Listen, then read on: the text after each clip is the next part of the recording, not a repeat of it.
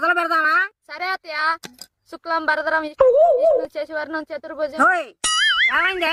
భజన మొదలు పెట్టేటప్పుడు శుక్లం భరతరం పాడాలిగా అత్తయ్య. ఆహా, మరి హార్మోన్ పెట్టేది అది మీ అబ్బాయి వాయిస్తాడులే అత్తయ్య. డైలాగులు సరిగ్గా చెప్పకపోతే ఇద్దరిని వాయిస్తాడు కోళ్ళ. నేను అన్నది ఇక పని మొదలు పెడదామా అంటున్నా. అని మొదలు పెట్టకూడదు అత్తయ్య, చెయ్యాలి. ఆహా, మరి చేద్దామా? మొదలు పెట్టకుండా ఎలా చేయాలి అత్తయ్య? గ్యాప్ వచ్చింది, గౌరవం దిగిపోయింది అనుకున్నా.